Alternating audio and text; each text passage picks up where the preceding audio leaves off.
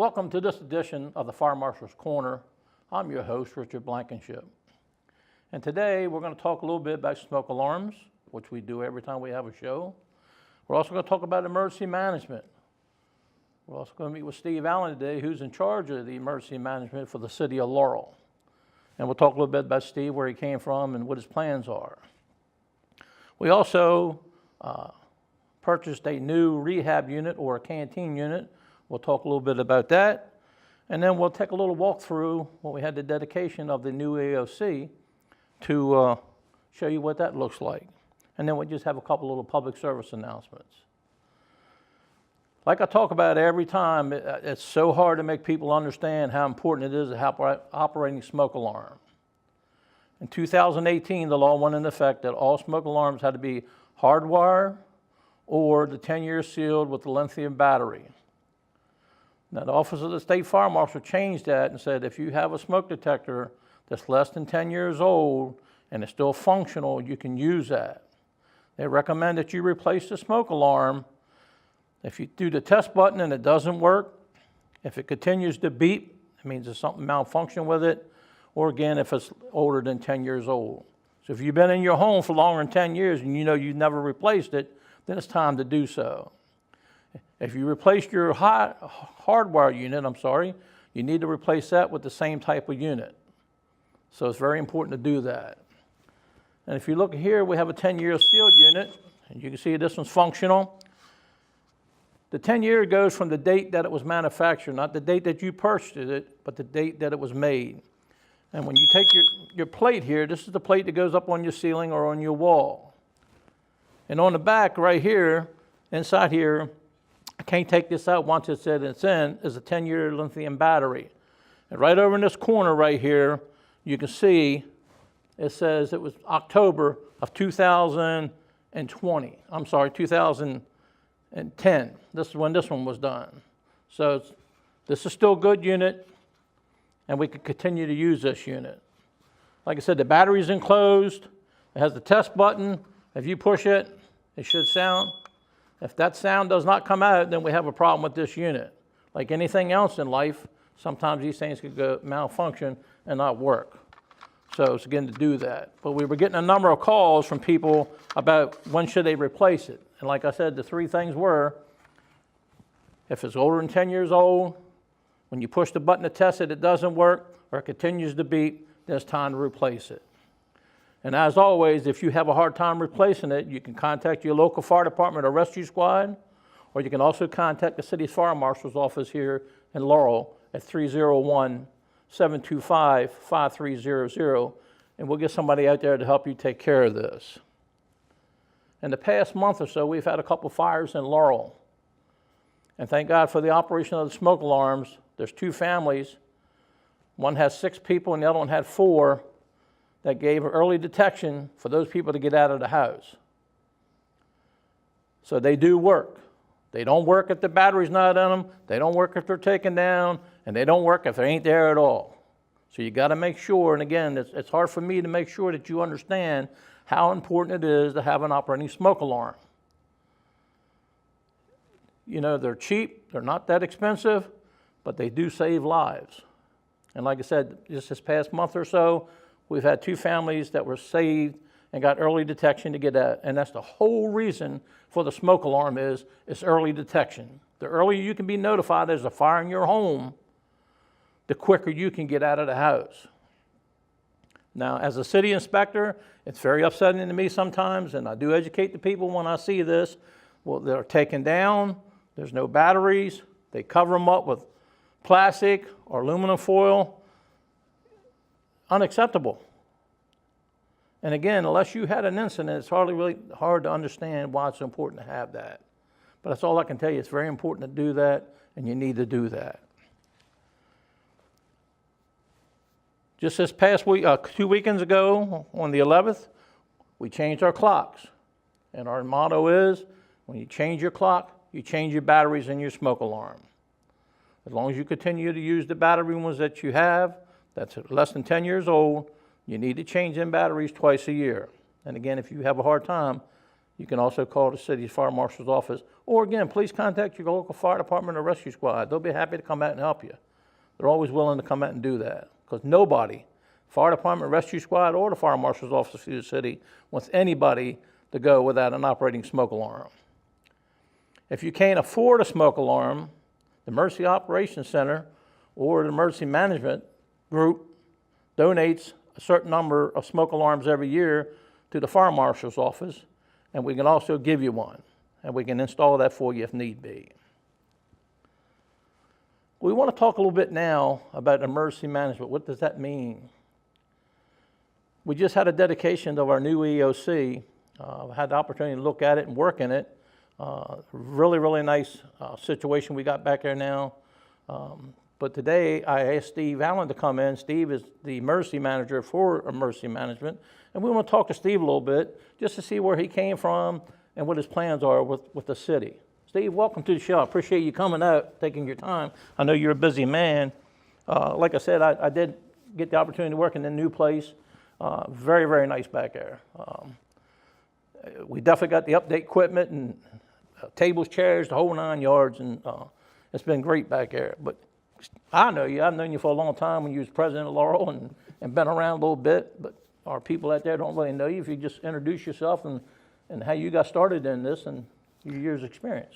Sure, Richard. First off, let me add that it's my pleasure to be here with you. Thank you. I think the program that you sponsor is very important to the public and fits a need. And if I could, before I started, in reference to the Emergency Operations Center, I'd like to also emphasize the importance of smoke alarms and everybody having one. A little bit about my background. I started in the Air Force a long time ago as a firefighter. That's what got me into the fire department. I came out, went to work in Baltimore City. I started volunteering at Reisterstown Volunteer Fire Department. When I moved down into Laurel, and then I started at the Laurel Volunteer Fire Department where we first met in 1974, which tells you kind of how old both of us are. And then I went into the Prince George's County Fire Department as a career person. I retired out of there. I went to work for the state and the federal government for a while. Came back to your old department in Harrod County as a deputy fire chief, and then a little time later, I came to Laurel as their first emergency manager approximately 2 years ago. I've been in this business a long time and seen a lot of things and worked with a lot of good people, including yourself. So I'm really been happy to work in emergency management with the city. And it's been a very good tenure so far for me with the city. It's been good. I agree with you. It's been good working with the city. But now I know that Marty Fleming was a big responsible for the old EOC, getting that put together when he was the deputy city administrator in charge of emergency management. He did a nice job with that. That old EOC served us well for a long time. Right. And can you just explain to us a little bit about the new one, why we changed? And Sure, and if I could go back to that, when the City Hall was on C Street, then Councilman Craig Moe, along with Marty Fleming, both with a strong emergency management first responder background, decided that the city needed an emergency operations center. So that's kind of how it started. It started in a one room at the old City Hall, and then when the City Hall moved to its present location, where we're now sitting, Marty and then Mayor Moe continued pushing and creating the original Emergency Operations Center here. When I came on board 2 years ago, I was asked by the mayor and Marty if I could look into upgrading and enhancing the current Emergency Operations Center.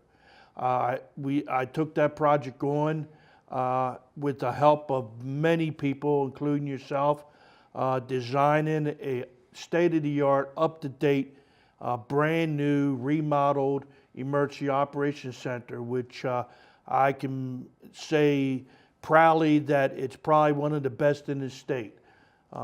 Through both the mayor's assistance, the city council's funding, and with Marty Fleming, the Deputy City Administrator Bill Goddard, and the Fire Marshal's office, to say with Parks and Recs and Public Works, almost everybody had a hand in helping put this facility together. It is, and I've been working into city level, the county level, the state level, and the federal level, and been in a lot of emergency operations center, and I'll put this thing up against any of them. Now, it's the EOC. Now, what does that do for the citizens of Laurel that don't understand what emergency management is? What it does, it's a command center. It's a command and control center.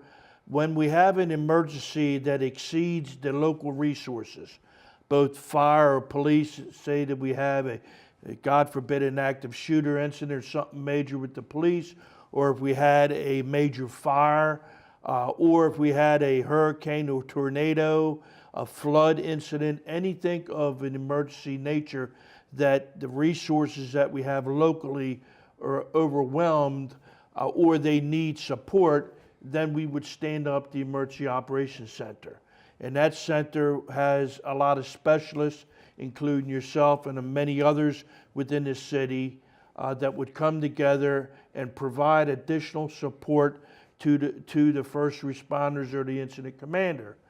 It plays a very significant part in coordinating with the Red Cross, with the county, with the state, and asking for resources, with our non-governmental organizations, with our faith-based organizations like the First Baptist Church, which is our volunteer and donations management center for disasters. We would work with the Rocky Gorge Animal Hospital for companion animals during disasters. So this center would be the spoke, part of the hub and the wheel of the command and control for an incident. It's very critical. Yeah, like I said, I had the opportunity to work back there, and it's been great. Like I said, we just dedicated that, and which will, at the end of this program, we'll do a little walkthrough and of what they've done during the dedication, so you can actually see what it looks like. Really, really nice. Like I said, it took quite a bit of time to put that together, and Steve, my hat goes off to you and the people that did that. I don't even really work back there unless you need me, but I'm proud of what you've done with it. I think you've done a fantastic job with that, and my hat goes off to you for that. Thank you, Richard. And there again, it's a team. You know, I mean, we brought together a good team. You know, we had good leadership. And there again, I have to say, without the support of the mayor and the city council and Marty Fleming, who has been in emergency management for 45 years with the city, who brings a wealth of information, and also to let the folks around town know that the current EOC was rededicated to Marty Fleming, which we were very proud of also. But it will serve the citizens well, and we are prepared for any type of disaster, small or large. And when we get the word, either from myself, the mayor, or Marty, to stand up the EOC, then I'll get on the phone, I'll call you or whoever, and we'll get the experts in there to run it and then to provide the support. And also it would be involved with the response phase and also the recovery phase. A lot of people don't understand that after the initial emergency has been quelled, that there can be a year, 2 years of recovery. And the EOC would be the command and control center for the whole recovery process. And so it's there again, it's very critical to the city, and it's very important to the citizens of the city. Yeah, I know we do a lot of paperwork to make sure people can be taken care of if something happens. And you said it was dedicated to Marty Fleming. I've had the opportunity to know Marty for a number of years, and the fire department working with him. You take Marty and you take Craig, both on the mayor and the deputy city or the city administrators. There's not too many people that care about the city as much as those guys do. And not only that, if I could, there's not that many organizations that can look at their elected officials and their senior officials and can bring to the table years and years of emergency management first responder experience, which a lot of places don't have. So we're really lucky. Yeah, like I said, and dedicating it to Marty again was a perfect person to give it to. Absolutely. And Marty, like I said, dedicated to that. over the years. Also, I noticed that we had, during the dedication, we dedicated a new rehab unit or a canteen unit. Can you just tell us a little bit about that? Sure. Another important part of providing services to the citizens and the first responders, the volunteers from Laurel Volunteer Fire Department, the Laurel Volunteer Rescue Squad, and our city police department, if they're out on an incident and they need any type of hydration services or support right there, if they're in an extended scene, like the weather that we've been having, both in the wintertime and we get into the hot months, the hot days, we need a unit that can provide liquid refreshments and snacks and food for the first responders, and not only that, to the public works officials, to anybody that's helping with the incident. So that's where this new unit comes in. We had an old unit. It was the old Anne Arundel County Alarmers bus that we had, but that kind of wore itself out. So there again, with both the mayors and the city council's help and with Marty's direction, we started over a year ago designing a unit specifically to meet the needs of the citizens and the first responders in Laurel. And we've done that. We got a brand new 24-foot Freightliner. It's almost like a food truck. It's state-of-the-art, meets all the health requirements and all the code requirements, but it's a lovely unit. It's staffed by both employees from the city and the volunteers. The auxiliary from the Laurel Volunteer Fire Department provides the staff for it. We'll drive it there, but they are responsible for doing the cooking and the heating and the divvying out the soup and the sandwiches and sodas and water and everything like that. So there again, it's just another tool that we have in our toolbox, and we're very lucky here in the city of Laurel to have a state-of-the-art rehab canteen unit. Also, to let the citizens know, not only does it serve the citizens of Laurel, but this unit is available to go any place in the state that needs it. And we've already talked to the surrounding county and municipalities, and if they need it and it's not being used for Laurel, we'll certainly take it there. Another way it's used in the town for the special events. The July 4th event, the Main Street Festival, the Halloween event, we bring the unit out, we serve hot chocolate and cider and sandwiches and stuff out of that unit. So it really is here, there again, the service of the citizens and the first responders, and it's a very good unit. And that was also dedicated to the Laurel Auxiliary, right, folks? Yes, and thanks for reminding me about that. That unit was dedicated to the Laurel Volunteer Fire Department's auxiliary. Rose Mayer, who's the president, and Lynn Bayless, who has been very instrumental with providing the staff for past canteen units. We dedicated that to the auxiliary, which is good. They deserve it. They have put in a lot of volunteer hours through the years, as we're aware of, and that was good too. And I know the people that are using it are definitely appreciative of that.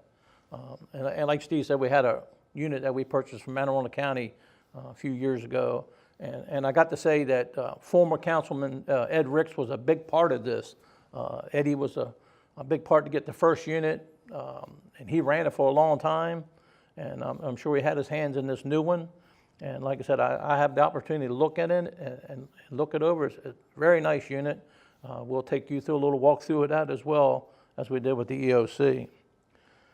But Steve, I want to say thanks a lot. You opened up my eyes. I mean, I've known you for a long time, and I found out a few things about your dad I didn't even know. So I appreciate you taking your time out of your schedule today to come and explain to people what's going on, because it's very important that they understand what's going on in the city. Thank you, Richard. And like you say, it's a good team here, and I appreciate being invited to speak to both you and the citizens. There again, if anybody needs anything or has any questions about emergency management or the Emergency Operations Center, they can call the same number, 301-725-5300.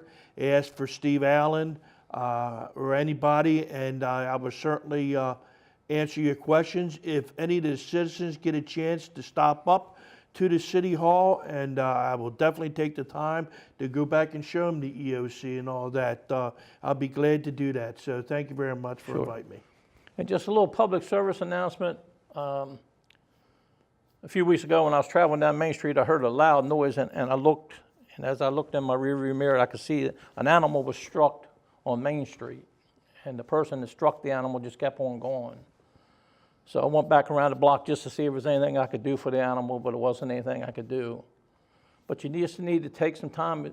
I know it's unfortunately sometimes animals run out in front of your car. You got no control over that. But if you hit an animal, please stop, be considerate to look and see if it has a tag on it or a chip or something so that we can get notification to the people that own it. The area that was struck, we have a lot of senior citizens in that neighborhood, and sometimes that's all these people have is these pets. And we just want you to have the courtesy to just stop and look. If there's nothing you can do, the city does have an animal warden that will take care of the deceased animal if necessary, or we can get it to get some help. The other thing is residential sprinklers. Residential sprinklers save time, and time saves lives. You know, if you want to invest in something, invest in a sprinkler system for your home, for your family. You know, a lot of times people, you know, they worry about maybe the pipe's going to bust, it's going to have water. A lot of people remember the fire we had a few years ago in Annapolis. And what happened there is that they got what they call a flashover. When a fire burns, it starts burning the stuff inside the room, and everything has an ignition temperature. When it reaches that point, it will start to burn.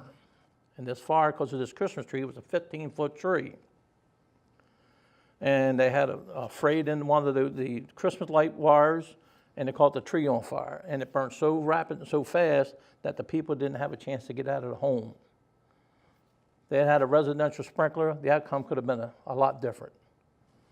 So sometimes you need to think about that. If you're looking for an investment to do, get involved in that. That works. Richard, if I could add about that, the facts and statistics from the National Fire Protection Association has stated that when there is a working sprinkler system, there has never been a fatality in a house or a building that had a working sprinkler system. Not one in the country. So they're very, very important. And I just took a class last week from the National Sprinkler Association. This organization has purchased some trailers with a side-by-side room. One has a sprinkler system to it, the other one does not. All the furniture is brand new, up to date, and what they do is they light these rooms off and they show you how long it takes if a sprinkler is activated, just a matter of seconds before this fire will be controlled. Without it, you get to see how far it burns. We did have some citizens come down and look at this, and you can actually see what they call flashover. The gentleman will put a newspaper on the bottom so you can actually see it, and you can start to see it, the heat, and then all of a sudden you see it burst into flame, and then that's when you start having flashover. And that's what we're trying to prevent. You know, you just need to do that. That's just one of the things, like Steve said, there hasn't been anybody passed away from fires because they had a sprinkler system. They do work. Again, I thank you for your time. Again, I'm going to say it again, please make sure you check your smoke detector monthly and that you have an operating smoke alarm. And if you don't have one, don't hesitate to call your fire department or the rescue squad or the city fire marshal's office, because we want to make sure that our citizens here in the city of Laurel are safe. And we thank you for your time. And again, Steve, I thank you for your time. Again, like I said, that was some good information, and we appreciate that. You're welcome. Thank you. Okay, like I said, this is our rehab unit, or some people call it a canteen unit. But when you start thinking about canteen, you start thinking just sodas and crackers and snacks and those kind of things. But this is more as a rehab. If something cold weather or extremely hot weather, this is fully functional unit. It's got air conditioning in it. We can bring some of our firefighters in here to set them inside. We have 4 seats in the front that are available for them to come in and get rehab. The biggest thing over the years is we got into physical fitness stuff, and one of the biggest things was keeping our firefighters or our police officers or whoever we're helping out, keep them hydrated, because it's very important to do that. And that's one of the things that why we call this out. You know, you could be on an incident for 2 hours, 5 hours, be longer than that, depending on the type of incident. Like Steve said earlier about, the emergency operations center, you can have something that can last 3 or 4 days. And when you start having things like that, you got to have a place for your people to get rest. Got to feed them. Got to make sure that they have plenty of clothing and stuff like that. All this stuff, they can carry all this stuff in there. Extra uniforms if they need it, or blankets and stuff like that. But the biggest thing is we want to keep our people hydrated, because hydration is very, very important. That's why in the summertime we keep telling people when they're in the firehouses or in the police cars or whatever, keep yourself hydrated just in case you get stuck out there in the hot weather. It's very important to do that. And this thing here, like I said, it's a self-contained unit. State-of-the-art equipment in here. It's going to serve our purpose for the city. And like I said earlier, and Steve mentioned in this program, that this unit is available to other parts of the state if they need to use this for whatever reason. The City of Laurel is always, always willing to give a helping hand to its neighbors. And that's why they do what they do. All right, folks, you've seen it. It's there. You have a good day. Thank you.